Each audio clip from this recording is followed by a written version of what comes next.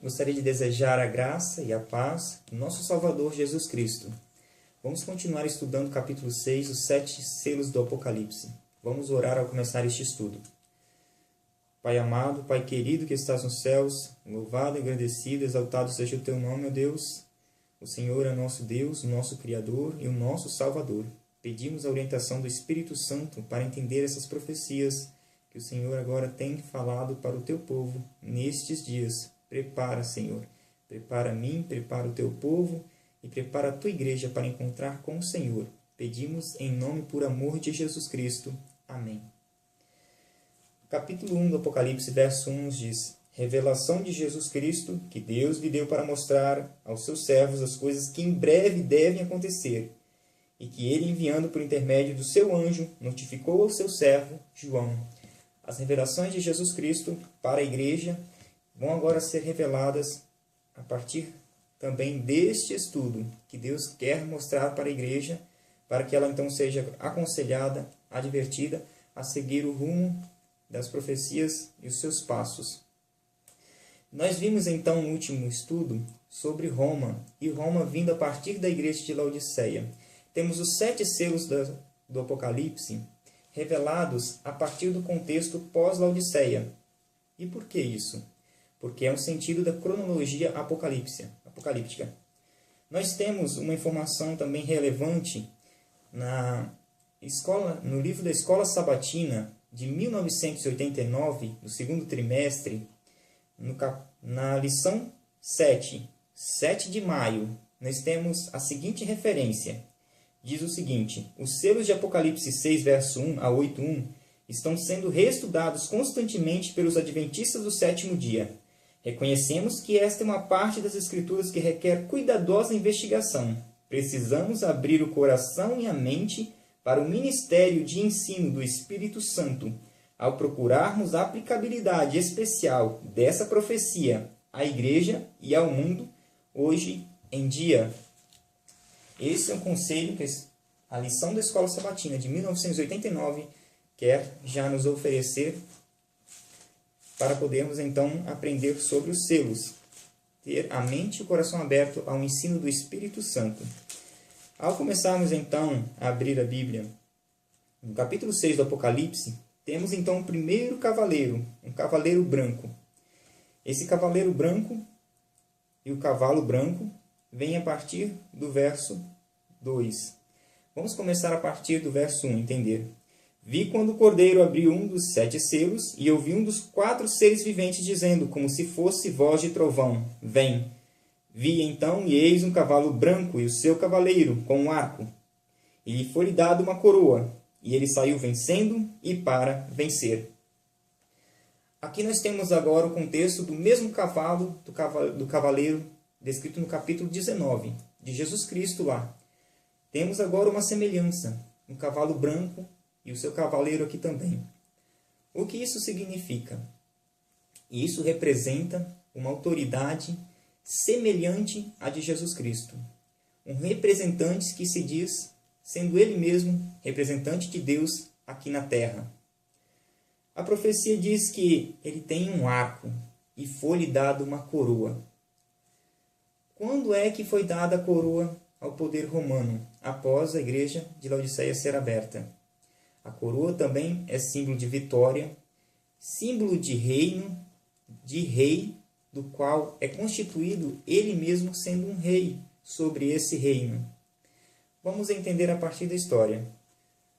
Roma era Roma imperial, passou então a ser Roma papal. E Roma papal, a partir de 538, conseguiu então a tão famosa supremacia papal, sendo então um governo mundial e sendo um governo autoritário. E agora ela veio perseguir os santos durante 1260 anos. Até que em 1798, ela então sofre a ferida mortal. O general Berthier, a mando de Napoleão, invade Roma, impõe agora um governo secular. Ele aprisiona o Papa Pio VI e o leva cativo, do qual ele morre no ano seguinte, em 1799. A ferida mortal então é implantada no poder romano. A partir daí, Roma então começa a perder os seus territórios, também a sua influência e o seu poder. O reino de Roma começa a cair. Foi então a partir disso, até 1861, em que 2/3 das suas províncias papais já haviam sido perdidas. Nesse inteirinho, em 1844, abre-se então as portas da igreja de Laodiceia, através da grande decepção milerita. Ali então surge um grupo de estudantes da Bíblia.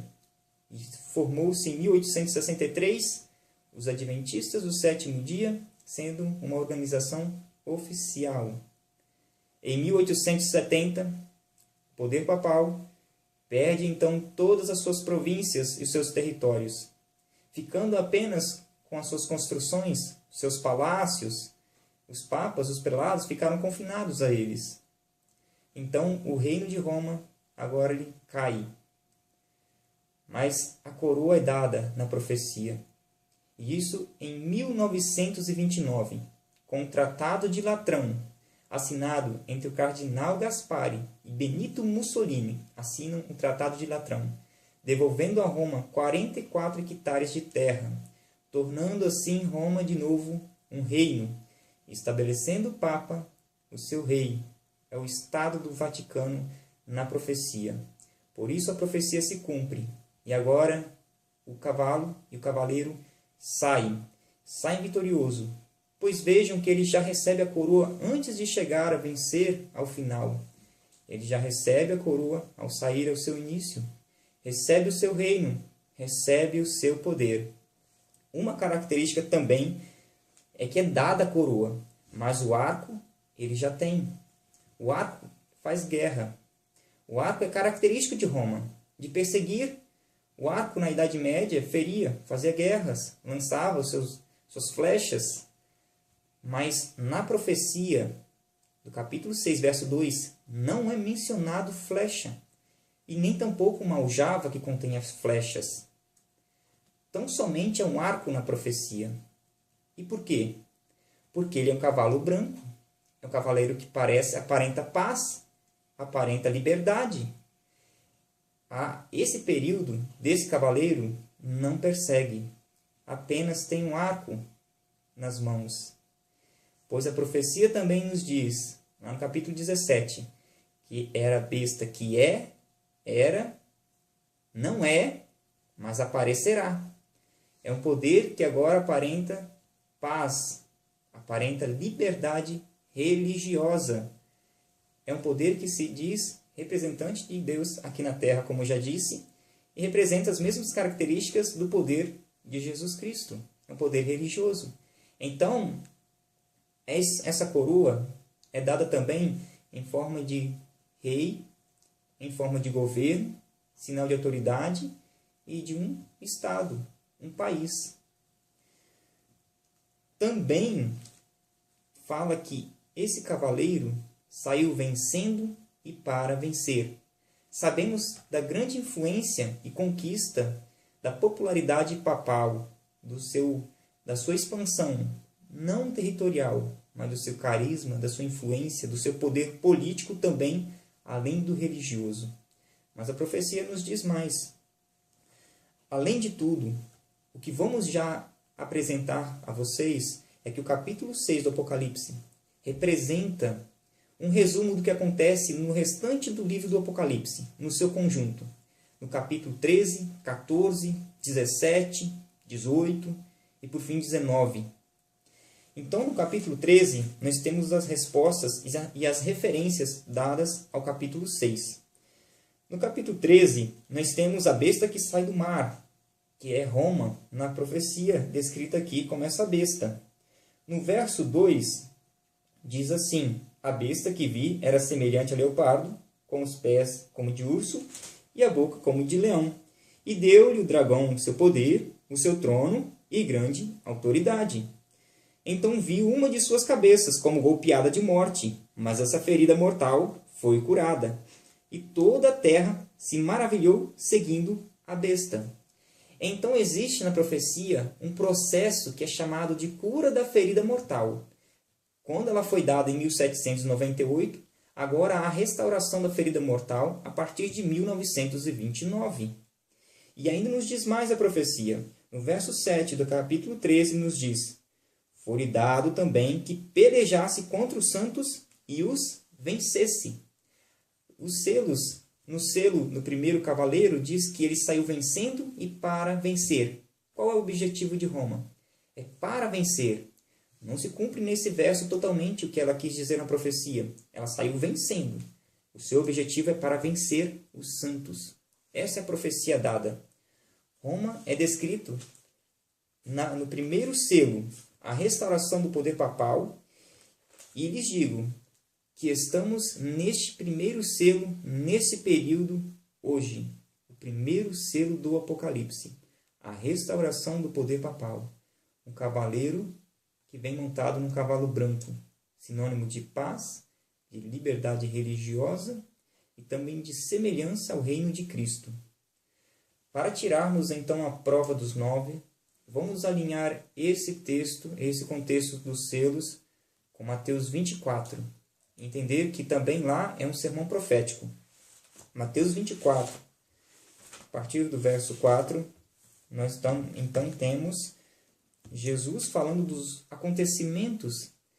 São duas profecias mencionadas aqui. A destruição de Jerusalém e também a crise final que assolará o mundo. O maior discurso de Cristo.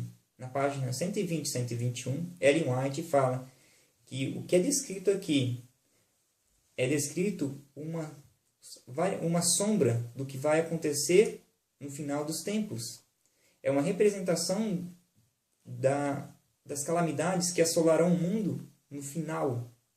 Ou seja, representa a destruição de Jerusalém, mas também a destruição final do mundo. As últimas cenas da história do mundo são aqui descritas. É uma profecia dupla. Na página 25 do Grande Conflito é dito isso. Agora temos então Jesus começando o sermão profético, o sermão do monte aqui também. No verso 4 de Mateus 24, ele nos diz o seguinte: e ele lhes respondeu, quando os discípulos perguntaram quando sucederão essas coisas e que sinal haverá da tua vinda e da consumação do século. E ele lhes respondeu: vede que ninguém vos engane, porque muitos virão em meu nome dizendo, eu sou o Cristo, e enganarão a muitos. E certamente ouvireis falar de guerras e rumores de guerra. Vede, não vos assusteis, porque é necessário assim acontecer, mas ainda não é o fim. Portanto, se levantará nação contra nação, reino contra reino, e haverá fomes e terremotos em vários lugares. Porém, tudo isto é o princípio das dores. Quando nós lemos apenas um contexto de guerras, rumores de guerras, terremotos, fome, quando nós vemos isso até mesmo em telejornais, a profecia que nós recorremos na palavra de Deus é Mateus 24. Porque isso se encaixa perfeitamente nos tempos que vivemos. Porém, é muito mais do que isso. Jesus nos deu uma frase que é uma chave para podermos entender a profecia dos selos também. No verso 4 de Mateus 24, ele disse, vede que ninguém vos engane, porque muitos virão em meu nome, dizendo, eu sou o Cristo, e enganarão a muitos. Para entendermos em que tempo estamos hoje, no tempo ou eu diria, nos tempos laodiceanos que vivemos, vamos entender Mateus 24 à base de outros versos, compreender esse contexto também. Vamos até Colossenses, no capítulo 2, e entendermos o que Paulo está dizendo à luz do Espírito Santo para os últimos dias. Filipenses, Colossenses. Então temos no capítulo 2, Paulo dizendo aos Colossenses e aos Laodicenses. Capítulo 2 de Colossenses, a partir do verso 1, diz o seguinte: gostaria, pois, que soubesses quão grande luta venho mantendo por vós, Colossenses, e pelos Laodicenses, e por quantos não me viram face a face. Então, o contexto que está escrevendo é para os colossenses e os laodicenses. Mas veja o que está escrito aqui também. O verso 2. Para que o coração deles seja confortado e vinculado juntamente em amor, e eles tenham toda a riqueza da forte convicção do entendimento para compreenderem plenamente o mistério de Deus, Cristo. Essa também é relevante não só para a igreja de Laodiceia nos tempos de Paulo, mas para a igreja de Laodiceia nos últimos dias. Veja o que está escrito aqui, para que o coração deles seja confortado e vinculado juntamente em amor. Sabemos que Laodiceia, ela não é quente, ela não é fria, ela é morna. Vamos ver mais adiante o que vai acontecer com o amor de Laodiceia em Mateus 24, e seguindo o seu contexto, a sua cadência. O verso 3 nos diz: em que todos os tesouros da sabedoria e do conhecimento estão ocultos. Ou seja, o que Deus quer também dizer para a igreja de Laodiceia, ele diz: recomendo-te que de mim compres ouro refinado pelo fogo para te enriqueceres. E o verso 4 nos diz: assim digo, que ninguém vos engane com raciocínios falazes. O que Jesus está dizendo lá em Mateus 24, ele diz: vede que ninguém vos engane, dizendo, representando um período, começando a partir do período de Laodiceia. Aqui também o texto vem nos dizendo: assim vos digo que ninguém vos engane com raciocínios falazes.